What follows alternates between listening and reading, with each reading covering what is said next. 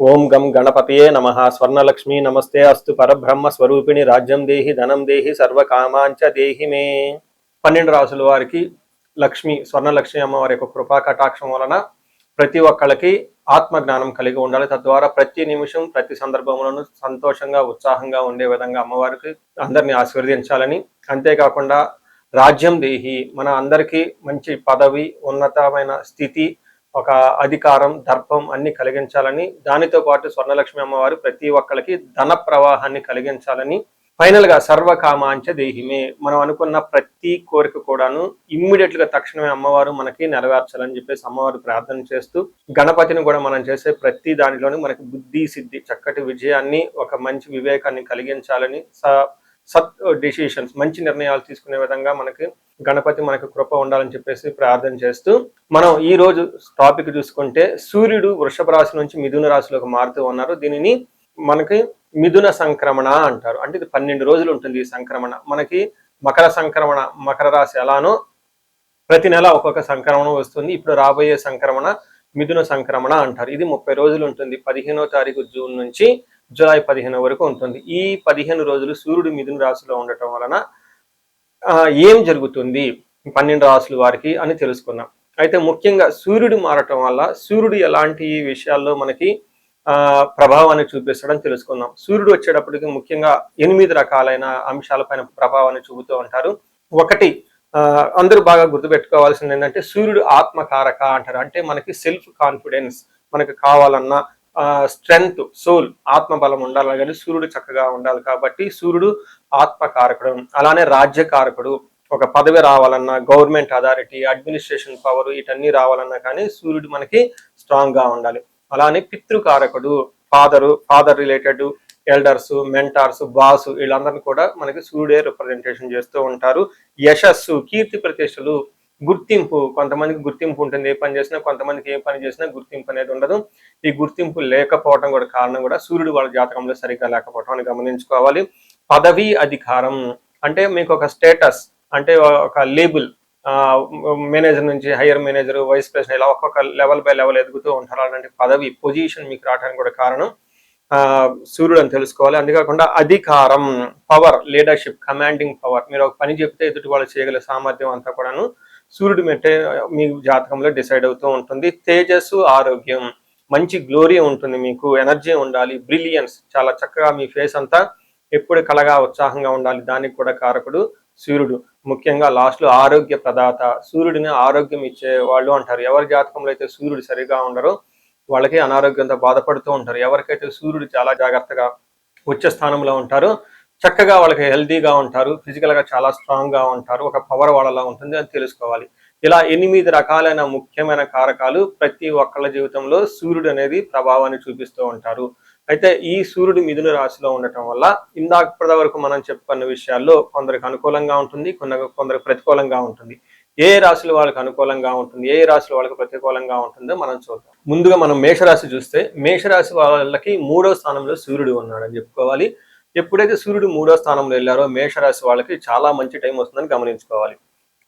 ఏ విధంగా అంటే మేషరాశి వాళ్ళు జనరల్ గా ఈ ఏలినాటి శని యొక్క ప్రభావంతో బిగినింగ్ ఫస్ట్ స్టేజ్ లో ఉండటంతో మీరు అన్ని జాబులో పోగొట్టుకోవటం, డబ్బు పోగొట్టుకోవటం, అన్ని పోగొట్టుకునే పరిస్థితిలో ఉంటారు. చాలా ఇబ్బంది పడే పరిస్థితుల్లో ఎక్కువగా మేషరాశి వాళ్ళు ఉన్నారు. అయితే వాళ్ళకి ఇంకా అంత సీరియస్ గా ఏలినాటి శని ప్రభావం పడలేదు, కానీ బట్ చూసుకుంటే వాళ్ళు ఆ పొజిషన్ లో ఉన్నారు. బట్ ఈ టైంలో సూర్యుడు మీకు అనుకూలంగా ఉన్నారు, ఒక మంచి టైం అని మీరు గమనించుకోవాలి. 3వ స్థానంలో సూర్యుడు ఉంటే చాలా చాలా ఏమంటారు, మీకున్న కమ్యూనికేషన్ స్కిల్స్, మీకున్న ఎబిలిటీస్, మీకున్న రిస్క్ టేకింగ్ ఎబిలిటీస్, తర్వాత షార్ట్ ట్రావెల్ చేయటము, కమ్యూనికేషన్, మీడియా, ఇలాంటి వాళ్ళకి చాలా అనుకూలంగా ఉంటుందని మీరు గమనించుకోవాలి. సో ఇందులో మనకి సంస్కృతంలో ఏం చెప్తారంటే 3వ స్థానంలో సూర్యుడు ఉండటం వల్ల ఏం చెప్తారు, ఆరోగ్య నిత్య సంతోషం, బంధుమిత్ర సమాగమ, అర్ధలాభ, పుత్ర సౌఖ్యం, ఇష్ట సిద్ధి, తృతీయగే రవి అని చెప్తారు. అంటే 3వ స్థానంలో ఉంటే ఏమవుతుందంటే చాలా రకాల బెనిఫిట్లు ఉంటాయి. ఏమంటే ఫస్ట్ ఆరోగ్యం బాగుంటుంది, నిత్యం సంతోషంగా ఉంటారు, బంధువులతో కలుస్తుంటారు, మిత్రులతో కలుస్తూ ఉంటారు, వాళ్ళతో మంచి సమావేశాలు జరుపుకుంటూ ఉంటారు. అర్ధలాభం అంటే ఐశ్వర్యవంతంగా ఉంటారు, పుత్రుల వల్ల చక్కగా కలిసి వస్తుంది, ఇష్ట సిద్ధి, అనుకున్న పనులని చక్కగా చేసుకుంటూ ఉంటారు. ఇప్పటిదాకా మీకు ఏదైనా పనిలో సరిగ్గా జాబులో 2-3 రౌండ్లు వచ్చేసి ఆగిపోతూ ఉన్నా, లాస్ట్ రౌండ్కి రాకుండా ఇబ్బంది పడిపోతున్నా ఈ టైంలో చక్కగా మీకు ఫైనల్ రౌండ్కి వెళ్ళిపోయేసి హెచ్ఆర్ అండ్ అన్ని ముందుకొని ముందుకు వచ్చే అవకాశం ఉంటుంది. పొలిటీషియన్లకు కానివ్వండి, బ్యూరోక్రాట్స్ కానీ పై అఫీషియల్స్ నుంచి మంచి సపోర్ట్ వచ్చేస్తుంది. చక్కగా జీవితంలో ముందుకు వెళ్ళిపోయే అవకాశం ఉంటుంది. దీనితో పాటు అర్ధలాభం, ధనం విషయంలో ఇప్పటిదాకా మీదకు ఎక్కడైనా ఇబ్బంది పడుతూ ఉంటే ధనం ఫ్లో వచ్చే అవకాశం ఉంటుంది. పుత్ర సౌఖ్యం, పిల్లల విషయంలో కూడాను చాలా చక్కగా ఉంటుంది. ఫాదర్ అండ్ సన్ ఇలా డ్యూవల్ మధ్య ఏమైనా ఇబ్బందులు ఉన్న, కమ్యూనికేషన్స్ ఉన్న, మనస్పర్ధలు ఉన్న ఈ టైంలో చక్కగా అన్ని పోయేసి పిల్లల ద్వారా మంచి శుభవార్తలు వినే అవకాశం ఎక్కువగా ఉంటుంది. వీళ్ళకి అకాడమిక్స్లో ర్యాంక్స్ రావటం కానివ్వండి, లేదంటే వాళ్ళు అనుకున్న విధంగా ప్రమోషన్స్ రావటం, ఇలాంటి విషయాలు వాళ్ళ లైఫ్లో ఇంపార్టెంట్ పనుల్లో అభివృద్ధి సాధించడం ద్వారా మీకు మంచి హ్యాపీ న్యూస్ వచ్చే అవకాశం ఎక్కువగా ఉంటుంది. ఇష్టసిద్ధి, మీరు ఇప్పటిదాకా ఏదైనా అనుకున్న పనుల్లో స్టాగ్నేటెడ్గా ఉండి లేకుంటే అన్ని వాయిదాలు పడుతూ ఉన్న పనులు కాస్త చక్కగా ఈ టైంలో జరిగి ముందుకెళ్ళిపోయే అవకాశం ఎక్కువ ఉందని గమనించుకోవాలి. ఇంకొక విషయంలో జాగ్రత్తగా ఉండవలసిన ఒక పాయింట్ ఏంటంటే ఫాదర్ విషయంలో కొంచెం జాగ్రత్తగా ఉండాలి. అలానే లాంగ్ ట్రావెల్ చేసేటప్పుడు కొంచెం చికాకులు వచ్చే అవకాశం ఎక్కువ ఉంటుంది కాబట్టి కొంచెం ప్లానెడ్గా లాంగ్ ట్రావెల్ చేస్తే బాగుంటుంది. సో ఇది మనకి ఈ మేషరాశి వాళ్ళకి సూర్యుడి వల్ల కలిగే చక్కటి ఒక పాజిటివ్ సైడ్. ఓకే, శుభ ఫలితాలు అని మనం చెప్పుకోవచ్చు. మనం పరిహారాలు చూసుకుంటే సూర్యుడికి కొన్ని పరిహారాలు మీరు చేసుకునే పరిహారాలు కొన్ని ఉంటాయి. కొన్ని వచ్చేటప్పటికి బ్రాహ్మణ పండితులతో చేయించుకోవడం చాలా ముఖ్యం. కొన్ని క్షేత్ర దర్శనాలు కూడా చేసుకోవడం చాలా చాలా ఇంపార్టెంట్. ముందు ముఖ్యంగా మీవంతా సెల్ఫ్ రెమెడీస్ అంటారు, మీరంతా స్వయంగా చేసుకునే పరిహారాలు కొన్ని ఉంటాయి. అందులో ముఖ్యంగా చూసుకుంటే సూర్య నమస్కారాలు చేయడం చాలా ఇంపార్టెంట్. సూర్య అష్టకం చదవటము లేదా ఆదిత్య హృదయ స్తోత్రం చదవటం కూడా చాలా ఇంపార్టెంట్. ఎప్పుడైతే ఆదిత్య ఉదయ స్తోత్రము, హనుమాన్ కార్యసిద్ధి మంత్ర రెండు కలిపి కనుక చదువుకలిపితే ఇంకా చాలా మంచి రిజల్ట్ ఉంటుంది. సో ఇక్కడ ఆదిత్య హృదయ స్తోత్రంతో పాటు హనుమాన్ చాలీసా కానీ, హనుమాన్ కార్యసిద్ధి మంత్రం కానీ చదువుకుంటే ఇంకా చక్కటి మంచి రిజల్ట్ వస్తుంది. సో ఇవన్నీ మీరు చేసుకునే మీ వరకు మీరు చేసుకోవచ్చు. ఇంకా టెంపుల్స్కి వెళ్ళేసి అక్కడ నవగ్రహాల చుట్టూ తిరిగి గోధుమలు కనుక దానం చేయగలిగితే, సద్బ్రాహ్మణులకి సత్పురుషులకి చేయగలిగితే ఇంకా మీకు చక్కటి మంచి రిజల్ట్ వస్తుందని గమనించుకోవాలి. సో అది మీ వరకు చేసుకోగలుగుతారు. మీ ద్వారా కాకుండా కొన్ని సమస్య తీవ్రంగా ఉంటే పండితులను కలిసి లేదంటే మా ద్వారా అపాయింట్మెంట్ తీసుకొని జాతక చక్రం కూడా చూపించుకొని చేపించుకోవడం చాలా ఉత్తమం.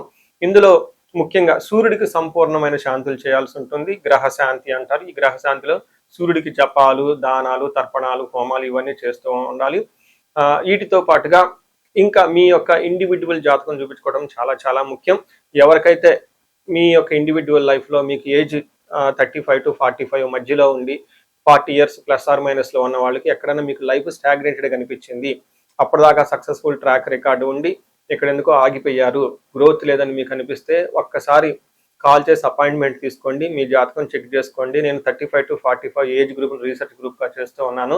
చాలా మంది పీపుల్ మిడ్ లైఫ్ క్రైసిస్ అని చెప్పేసి ఇక్కడ ఆగిపోతూ ఉంటారు. చాలా మందికి డైవర్స్ అవుతూ ఉంటుంది, సడన్గా కెరీర్లో బ్రేక్ వస్తూ ఉంటుంది. సో ఈ మిడ్ లైఫ్ క్రైసిస్ని మన ఆస్ట్రాలజీ, వేదిక్ ఆస్ట్రాలజీ ఎలా డీల్ చేస్తుంది, దాంట్లో ఏమేమి ఉంటాయి అని చెప్పి తెలుసుకోవచ్చు. ముఖ్యంగా జ్యోతిష శాస్త్రం ప్రకారం గ్రహ శాంతులు అని ఉంటాయి, గ్రహ దోషాలు అని ఉంటుంది. మీ యొక్క దశలు తెలుసుకొని వీటిల్లో ఏదైనా ఒక గ్రహం దోషం ఉండటం అయితే మీరు స్టాగ్నెటెడ్ అయిపోతారు. దాన్ని ఎలా బయటకు రావాలని పరిహారాలు తెలుసుకోవాలి. వీటితో పాటుగా మీకు ఏమైనా శాపాలు ఉంటే పితృశాపం, కాలసర్ప దోషము, ఇలా మాతృశాపం, స్త్రీ శాపం, ఇంకా ఏమైనా యాక్టివ్గా శాపాలు ఉన్నాయా, ఈ శాపాలు ఉండటం వల్ల కూడాను మీరు లైఫ్లో గ్రోత్ లేకుండా ఆగిపోయే అవకాశం ఉంటుంది. సో ఎవరికైనా సరే ఎలాంటి ప్రాబ్లం ఉన్నా, ధనానికి ఇబ్బంది పడిపోతూ ఉంటే స్వర్ణలక్ష్మి విశేష హోమం చేయించుకోండి. మీకు వీసా స్టాంపింగ్, H1B, లైక్ ఉద్యోగంలో ఎక్కడన్నా బ్రేకులు వచ్చి ఆగిపోతూ ఉన్నా, లేదంటే ఆ ఫైనల్ రౌండ్ దాకా వచ్చి మధ్యలో ఎక్కడన్నా ఆగిపోయినా కానీ మీకు ఇలాంటి వాళ్ళకు కూడాను మన్యు పాశుపత అభిషేకము, రుద్రాభిషేకం చేయించుకోవడం చాలా చాలా ఇంపార్టెంట్. భార్యాభర్తల మధ్య గొడవలకు అన్యోన్య దాంపత్య పాశుపతం చేయించుకోవటం. ఎవరికైనా సర్పాలు, కాలసర్ప దోషాలు, మహాకాలసర్ప దోషాలు అంటే కాలసర్ప దోష నివారణ పూజలు, పితృదోష నివారణ పూజలు మీ యొక్క జాతకం చూసుకొని ఇవన్నీ చేసుకోవటం వల్ల జీవితంలో 10 రెట్లు ఖచ్చితంగా వెళ్ళే అవకాశం ఎక్కువగా ఉంటుందని గమనించుకోవాలి. మీ అందరికీ అష్టైశ్వర్యాలు కలగాలని, భోగభాగ్యాలు కలగాలని చెప్పేసి కోరుకుంటున్నాను. నమస్తే.